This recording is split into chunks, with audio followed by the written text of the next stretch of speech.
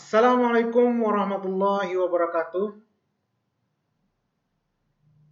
Halo, selamat berjumpa kembali para pembelajar akuntansi yang budiman. Melanjutkan video sebelumnya, topik tentang kewajiban lancar. Kalau di video sebelumnya saya membahas tentang konsep dasarnya, maka sekarang kita akan belajar bagaimana aplikasi dari konsep dasar tersebut dalam berbagai konteks, dalam berbagai jenis transaksi yang berkaitan dengan kewajiban lancar. Namun, sebelum kita nanti akan belajar bagaimana perlakuan transaksi yang berhubungan dengan kewajiban lancar, agar lebih memahami secara teknikal, karena nanti hal ini berkaitan terutama sekali dengan adanya perpajakan di situ. Saya ingin memberikan gambaran agar bisa menjadi bayangan nanti ya pada saat menjurnal. Oh, itu posisi jurnalnya seperti itu karena letak akunnya di sebelah sini. Nah, supaya memahami itu, mohon para pembelajar semua untuk menyimak. Pertama adalah tentang struktur akun ya. Ini adalah struktur akun umum yang ada di dalam perusahaan.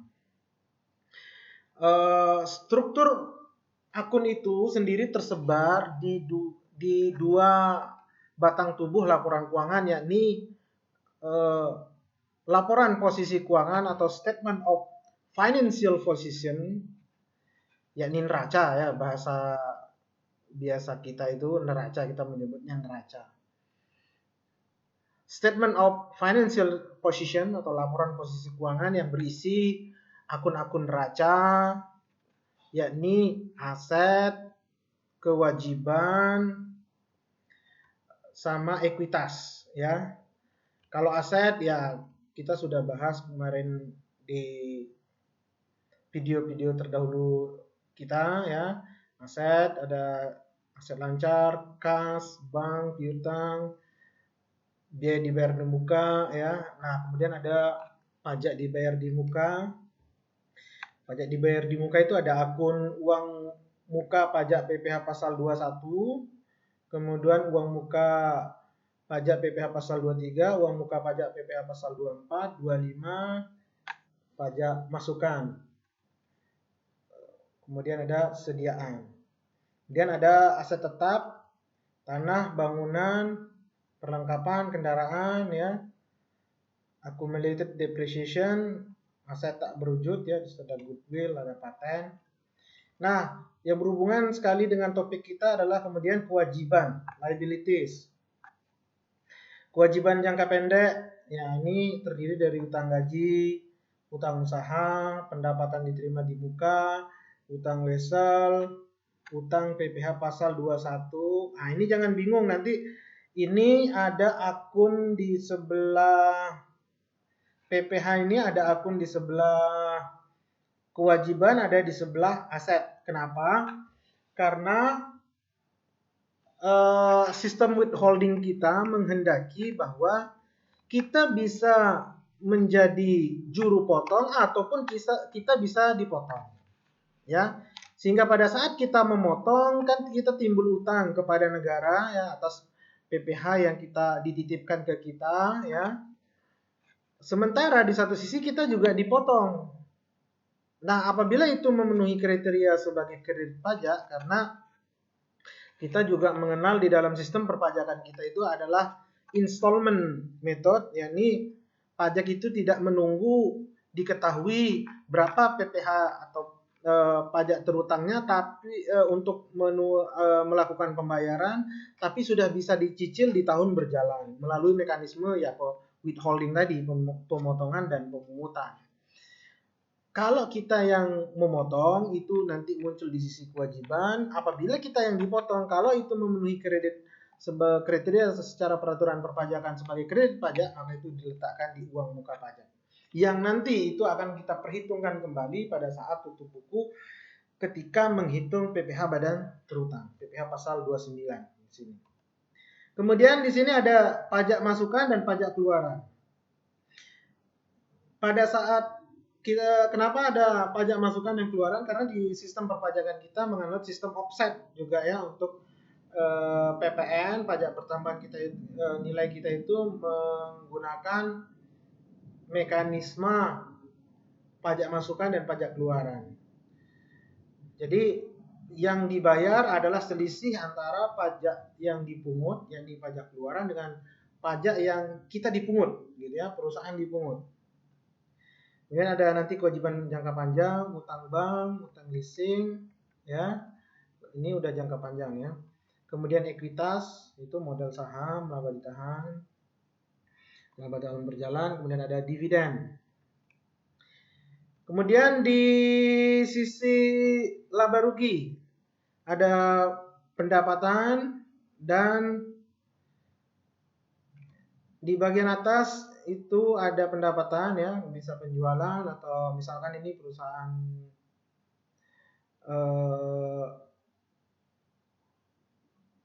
yang memperoleh pendapatan tidak hanya dari penjualan tapi juga dari pengangkutan. Ini contoh saja ya. Kemudian ada biaya. Biaya dimulai dari cost of goods sold, cost barang terjual ya. Kemudian di sini ada akun sediaan, pembelian, diskon pembelian, kembalian pembelian, sediaan akhir dan seterusnya. Ini kalau pakai sistem periodik ya. Kemudian ada laba kotor, di bawahnya ada biaya usaha. Ada biaya penjualan, ada biaya umum dan administrasi. Ya. Ini komponen-komponennya. Nah, kemudian perlu diperhatikan di laba rugi itu memang di sini pendapatan di bagian atas ya. Kemudian biaya diletakkan di bagian bawah. Tidak berarti kemudian pendapatan itu menanggung biaya.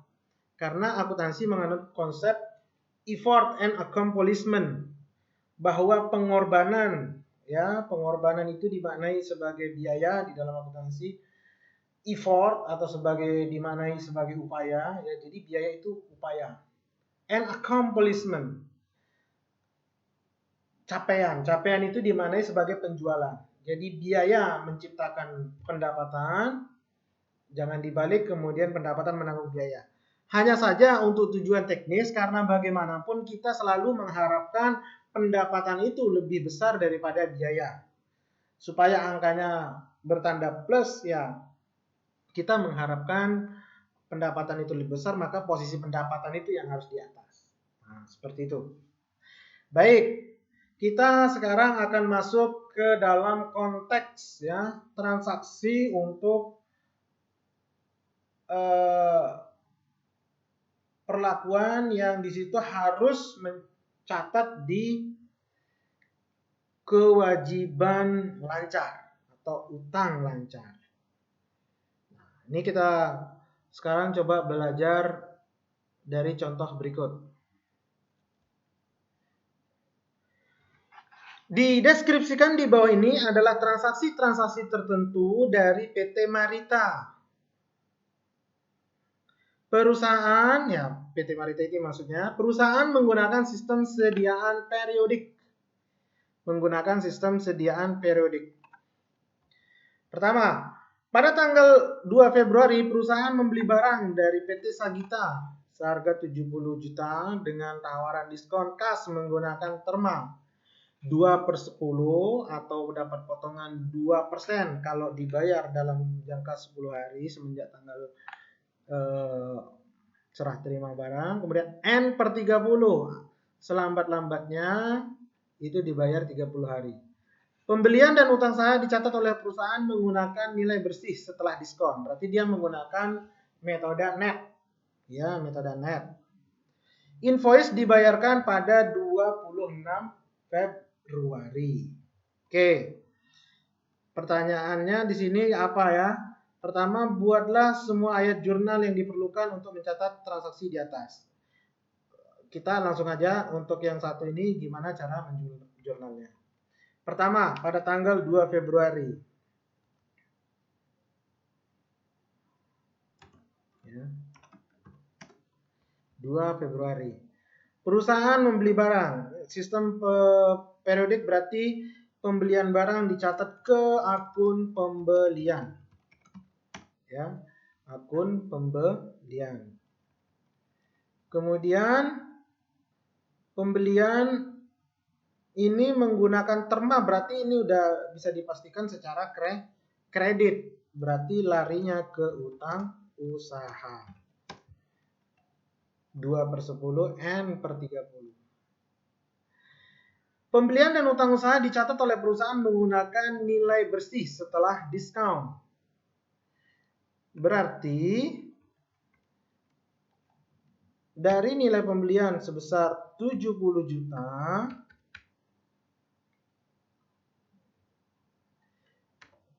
yang akan kita akui sebagai nilai pembelian hanyalah 98%. Kenapa? Karena dapat potongan 2%. Jadi dari 100% kita kurangi 2%, jadi 98%. Dengan asumsi bahwa perusahaan akan menggunakan terma itu, artinya akan membayar dalam masa diskon.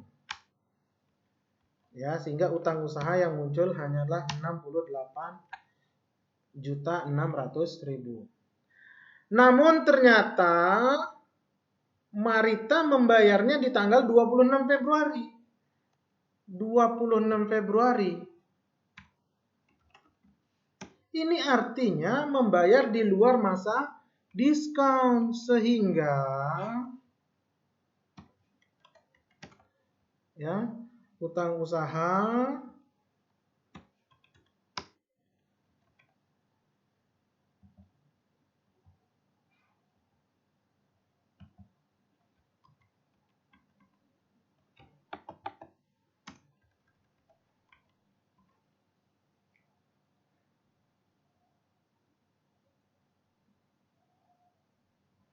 utang usaha 68.600.000, kemudian kas yang keluar kan kredit ya, karena pembayaran itu kan sebesar 70 juta.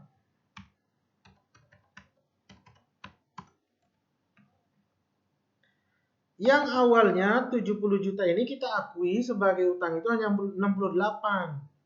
Tapi faktanya pada saat realisasi kita menyetorkan 70. Sehingga apa?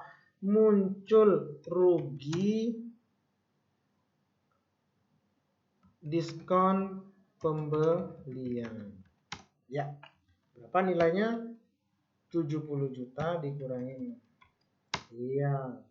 Jadi ada rugi diskon pembelian 1.400.000. Nah, utang usaha inilah yang diakui dalam kaitannya dengan topik kita utang lancar. Ini akan dicatat di kewajiban lancar.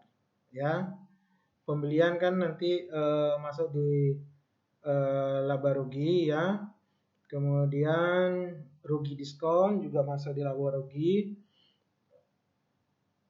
Kas ini ke neraca. Nah, kaitannya dengan topik kita kewajiban lancar yang 68.600.000 ini muncul di neraca. Ya, di 2 Februari di buku besarnya akan nampak ya. Oke. Kemudian pada 1 April perusahaan membeli sebuah truk dengan harga 50 juta dari PT Trukku, membayar tunai 4 juta dan mendatangi wesel 12% untuk menutupi selisih harga truk yang masih terutang. Oke, jadi kita catat pertama pembelian truk ini masuk ke aset tetap. Misalkan akunnya namanya truk. Ya. Berapa nilainya? 50 juta. Ya, 50 juta. Kemudian uang muka.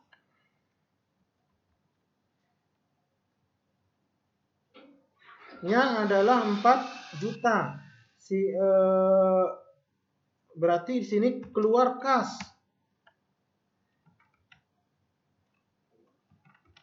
Keluar kas berapa? Keluar kasnya berarti 50 juta, 4 juta ini ya. 4 juta. dari dalam soal 4 juta, kemudian sisanya itu ditutupi dengan menandatangani wesel utang. Nah, sini berarti kredit utang wesel atau notes payable. Berapa ya selisihnya? 46 juta. Ya. Kemudian yang ketiga, pada 1 Mei perusahaan meminjam 83 juta dari Bank Bika dengan menandatangani wesel senilai 92 juta tanpa bunga yang akan jatuh tempo 1 tahun dari tanggal 1 Mei. Nah, ini berarti kita dapat kas. Berapa nilainya? Adalah 83 yang kita terima.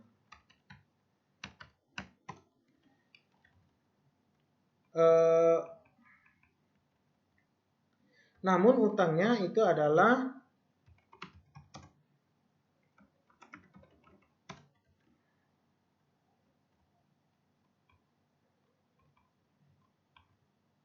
Rp92 juta.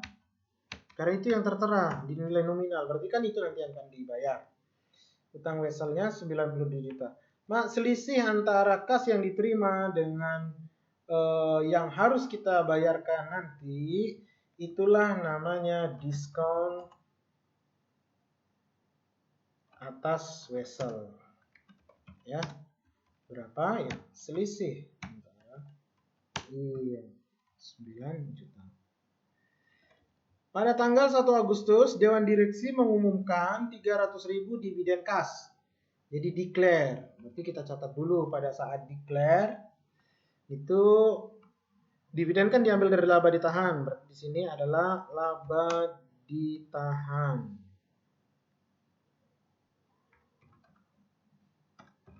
Laba ditahan, kemudian karena belum dibayar, maka muncul utang dividen.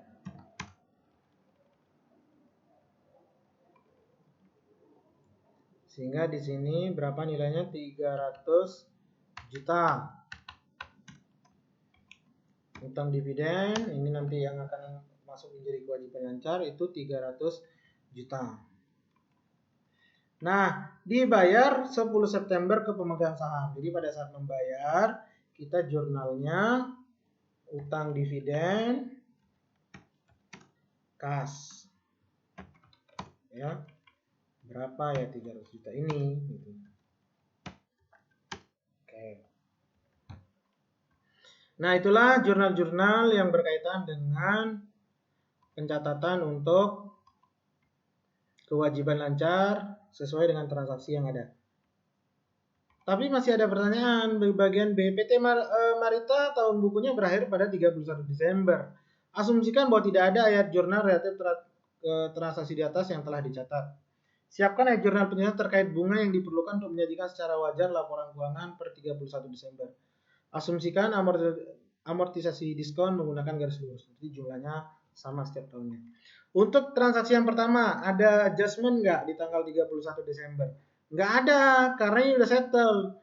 Beli langsung beli di tanggal 2 Februari, lunas tanggal 26. Jadi di tanggal 31 itu udah nggak ada ceritanya lagi, sehingga di sini tidak diperlukan ayat jurnal penyesuaian.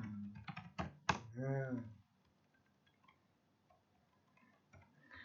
Kemudian yang B, ada nggak?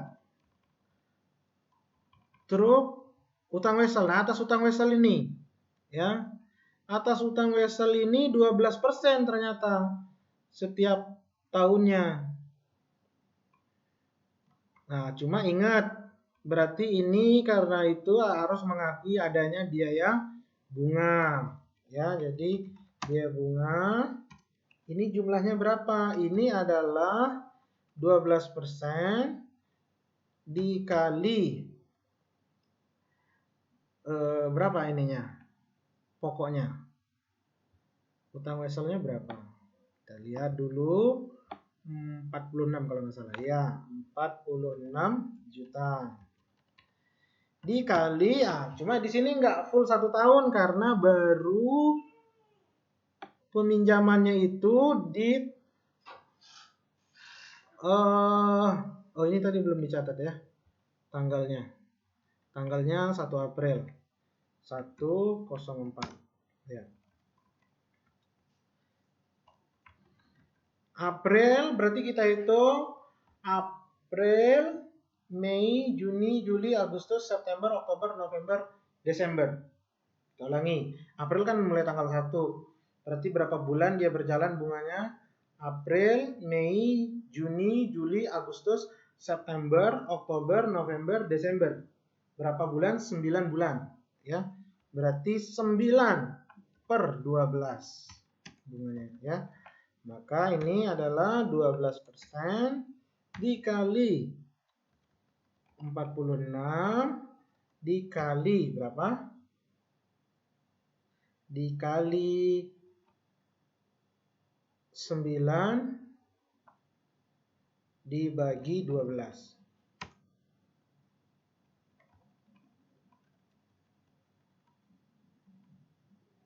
Ya. Dikali 9 dibagi 12. Sehingga di sini muncul utang bunga.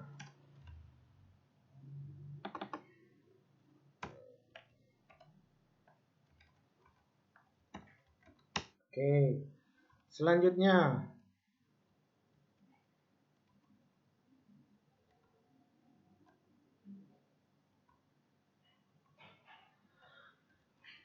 transaksi yang 3. Ini ada diskon atas wesel. Jadi karena ini zero interest bearing, tapi kita lihat zero interest bearing namun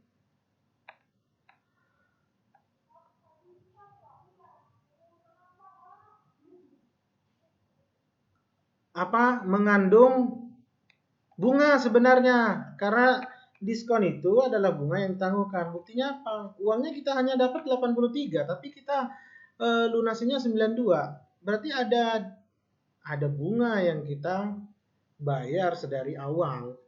Ini 9 juta. Cuman kita harus amortisasi. Cara mengamortisasinya bagaimana? Mengamortisasinya adalah dengan, ini bulan apa? 1 Mei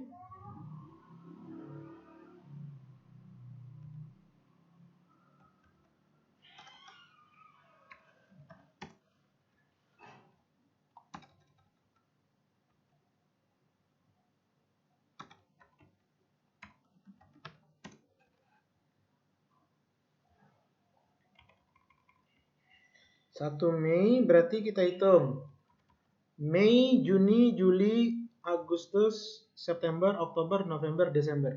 Berarti 8 bulan. Sehingga di sini adalah 8. Kali kan hanya setahun ya. Per 12 dikali 9 juta. Ini sebagai apa? Ini adalah sebagai biaya bunga. Kemudian di sini adalah kita amortisasi, berarti diskonnya kita turunkan. Diskon atas wesel ya. Nama akunnya. Ya. Berapa nilainya? Ya, kita masukkan rumus yang tadi. 9 juta dikali 8 per 12. Ya. Oke. Nah, yang keempat. Ini juga udah settle karena apa? Dividennya udah dilunasi sebelum Desember, September itu udah lunas. Berarti tidak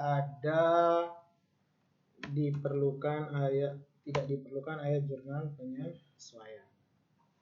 Baik, kita lanjut ke utang pajak. Pertama dari PPN dulu. Jadi sistem perpajakan kita di Indonesia mengenal dua jenis pajak utama, yakni pajak pertambahan nilai dan pajak penghasilan. Untuk PPN, PPN dikenakan pada pengguna akhir, end user. Oleh karena itu, apabila PPN tersebut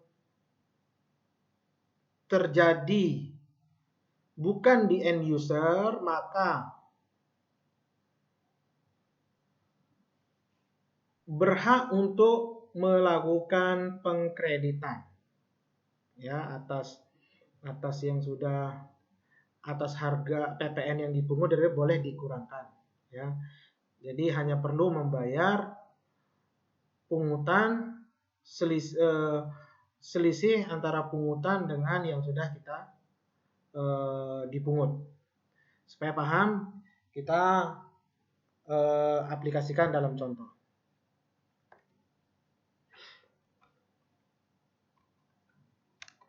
Berikut ini adalah transaksi penjualan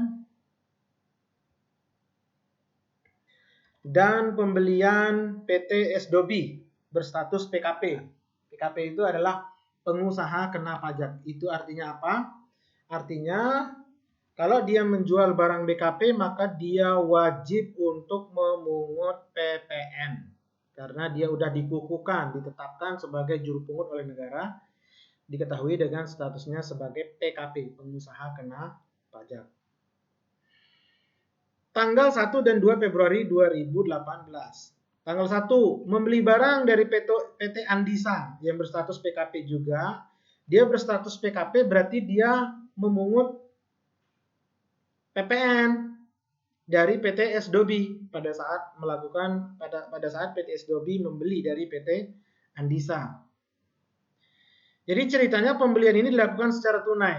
Dan dari nilai 11 juta itu sudah termasuk PPN di dalamnya. Nah, bagaimana mencatat transaksi ini? Kita harus tahu dulu dia ini pakai sistem apa pencatatan sediaannya. Apakah menggunakan perpetual atau menggunakan periodik. Nah, ternyata ini adalah menggunakan perpetual.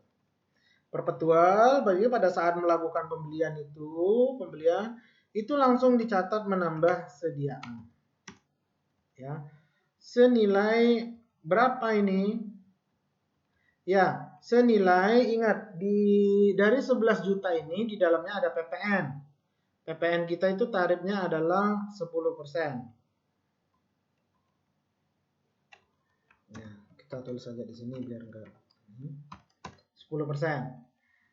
Sehingga cara untuk menentukan berapa DPP-nya adalah 11 juta ya. Jadi nilai transaksi itu dibagi 1,1. Ya, dibagi 1,1 sehingga DPP-nya adalah 10 juta. Itu yang kita akui sebagai sediaan. Kemudian kita dipungut PPN. Karena kita dipungut, maka dan kita bukan pengguna akhir, maka kita bisa mengkreditkan PPN-nya. Sehingga di sini adalah muncul pajak pertambahan nilai namanya masukan, PPN masukan. Ini di sisi aset ya. Kemudian muncul apa di sini? Utang usaha.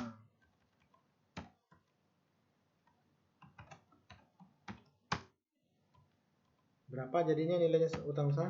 Ya ini harga ditambah dengan PPN. Jadi ingat, utang usaha itu biasanya akunnya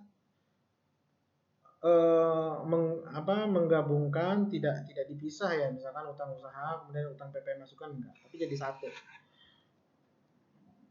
Jadi ada unsur DPP-nya, harga pembeliannya, maksudnya tambah dengan PPN. Oke, seperti itu. Kemudian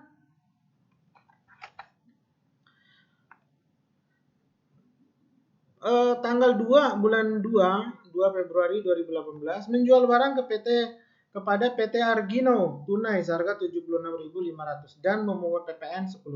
Artinya dari angka 76.500.000 ini belum dipungut PPN-nya. Sehingga kita harus memungut PPN. Berdasarkan kartu stok yang menggunakan FIFO, kos sediaan yang terjual adalah 53 juta. Kenapa perlu informasi ini? Karena ini menggunakan perpetual, sehingga mestinya wajib ada kartu stok. Kenapa diperlukan kartu stok? Ya kita kan harus mengakui sediaan yang keluar. Ya. Jadi mencatatnya bagaimana? Ya mencatatnya adalah pertama kita akui dulu penjualannya. Karena itu tunai berarti kas. Kasnya itu yang masuk adalah 76.500 ditambah PPN-nya, ya. PPN-nya adalah 10% dikali 76.500.000. Ya. Kemudian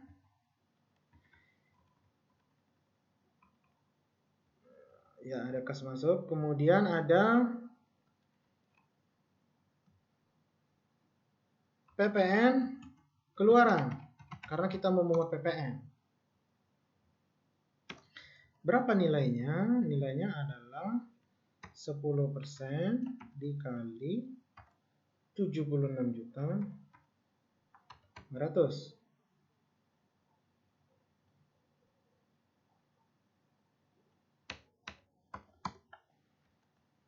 Barulah kita mengakui ada penjualan.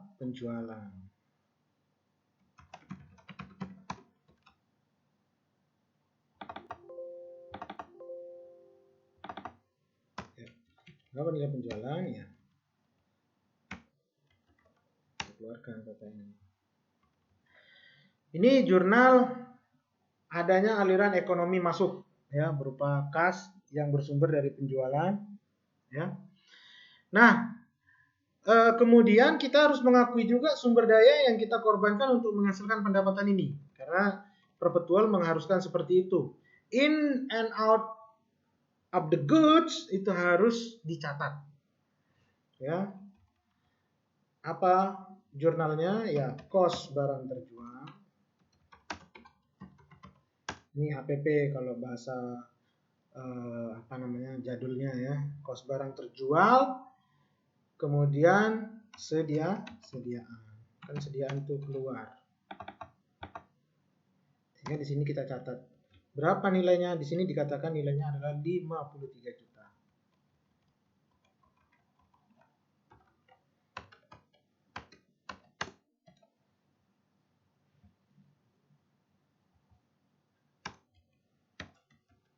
Ya. Oke.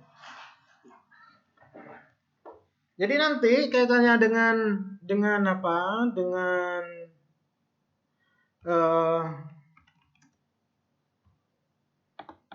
kewajiban lancar. Nah, ini akan masuk ke kewajiban lancar tentang usaha yang ini. Kemudian PPN keluaran. Ini kan nanti akan masuk ke kewajiban lancar. Baik, kita lanjut.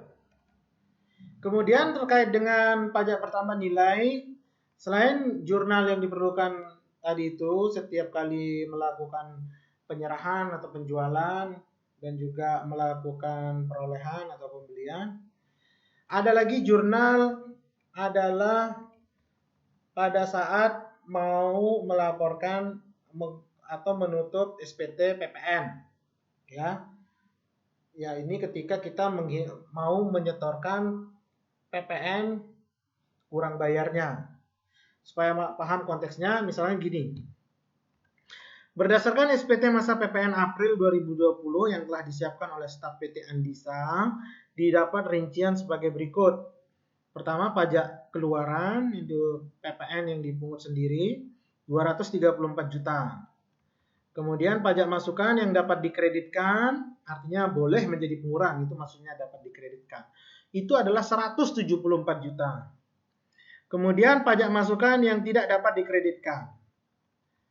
Ya, karena nanti tidak semua pajak masukan itu bisa dikreditkan. Ada juga yang tidak bisa dikreditkan. Itu nilainya 23 juta.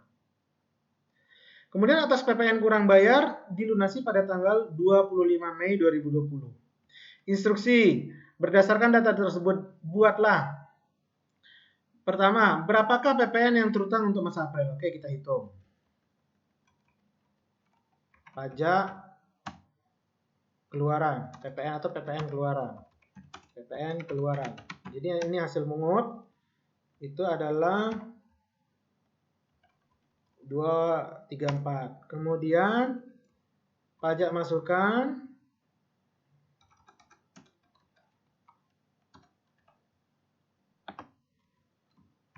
PPN masukan yang dapat dikreditkan. Yang bisa menjadi pengurang itu adalah 174.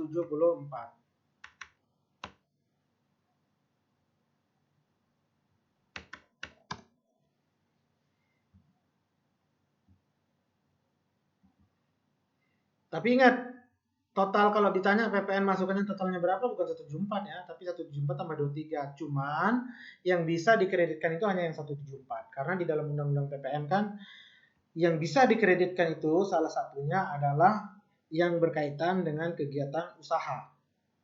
Kalau tidak berkaitan dengan kegiatan usaha, ya itu ada ketentuan-ketentuannya lah, mana yang bisa menjadi kredit pajak, mana yang tidak. Sehingga yang harus disetor ke kas negara melalui PT Andisa itu adalah selisihnya.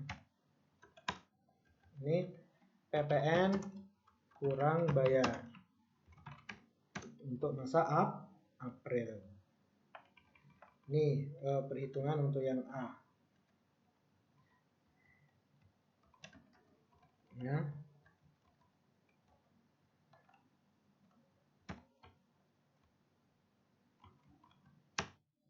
Kemudian yang B,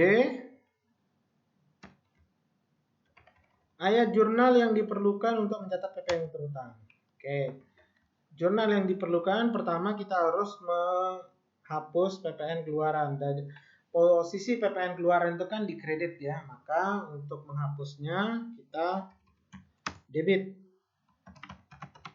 Ini makanya kita berapa nilainya? 234. Kemudian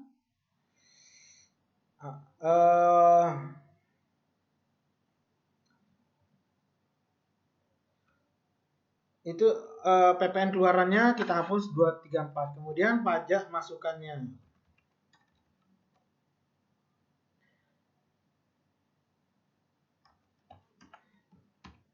PPN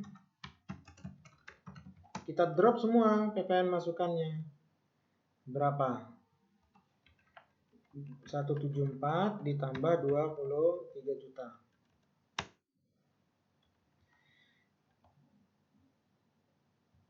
Hanya karena kita tidak bisa mengkreditkan semuanya, di sini muncul biaya lain. Jadi dan nanti secara fiskal ini harus dikoreksi ya di PPh. Karena tidak berkaitan dengan kegiatan usaha. Ya. 23. Kemudian yang kurang bayarnya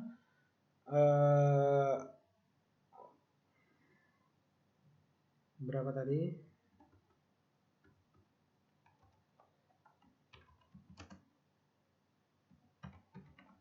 PPN kurang bayar atau utang PPN? PPN itu adalah senilai 60 juta. 27. Oke. Nah, atas PPN kurang bayar dilunasi pada tanggal 25. Berarti tanggal 25 itu jurnalnya adalah utang PPN kas. Ya.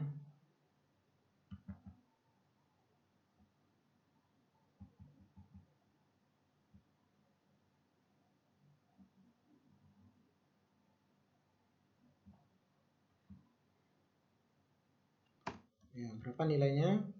Adalah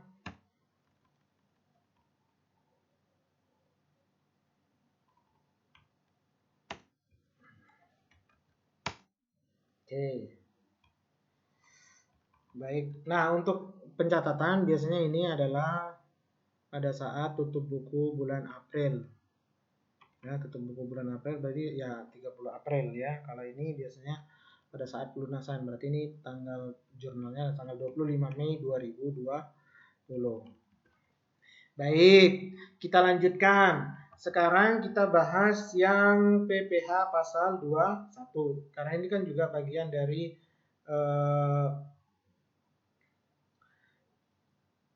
kewajiban lancar. Ya, bagian dari kewajiban lancar, maka kita di struktur akor kan. Salah satunya di sini adalah utang BPh pasal 21. Baik. Kita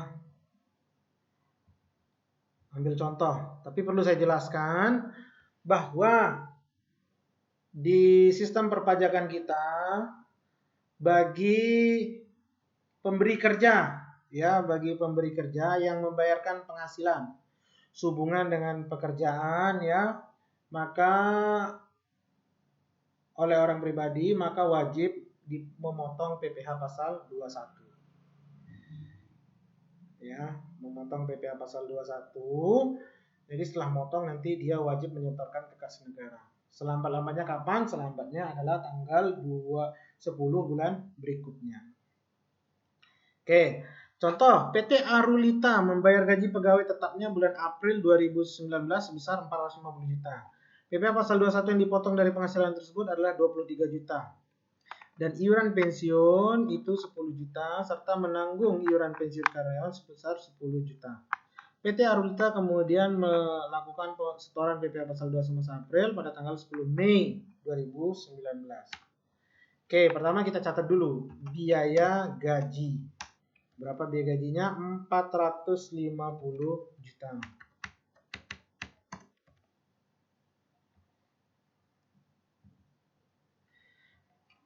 Ya, 450 juta.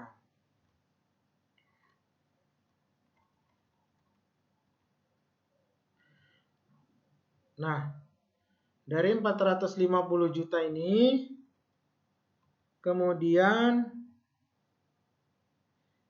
PPh pasal 21 yang dipotong, maka ini nanti menjadi utang PPh pasal 21. Berapa tadi nilainya? 23 juta.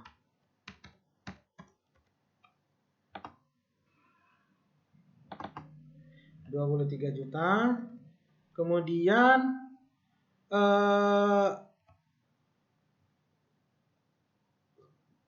iuran pensiun 10 juta.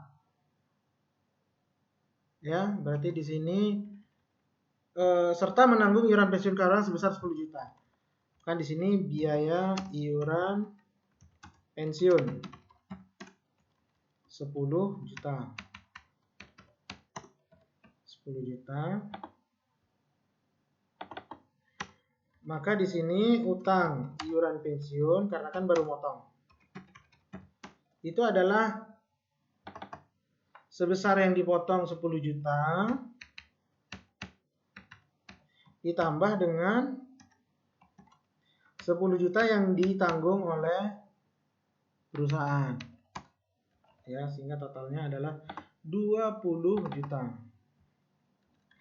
Sisanya itulah yang dibayar untuk gaji. Jadi kurang lebih ini dikurangi dengan pemotongan iuran ya 10 juta dikurangi PPh pasal 21 yang dipotong. Itulah yang dibayarkan ke siapa? Ke karyawannya secara tunai ya. Setelah pemotongan PPh pasal 21 dan pemotongan iuran pensiun, pemungutan iuran pensiun. Ya, 460 juta ya, udah balance ya. Nah, untuk soal nomor 2 ini kurang lebih sama, cuman untuk di konteks kedua itu PPh pasal 21-nya ditanggung oleh perusahaan. Ditanggung oleh perusahaan.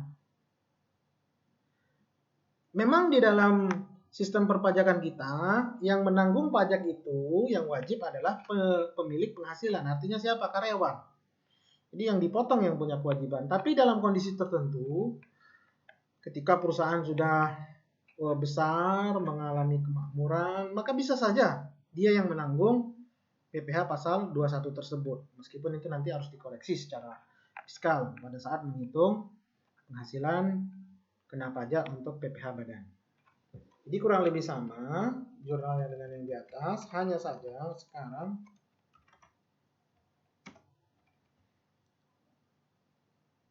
di sini ada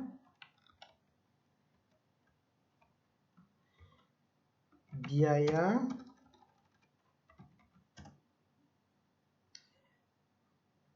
PPh pasal 21. Yang ini nanti muncul di laba rugi sebesar 23 juta.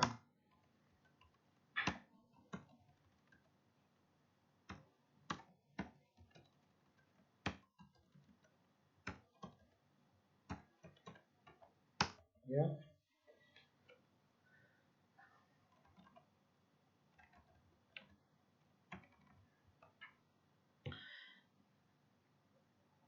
Biaya PPh pasal 21.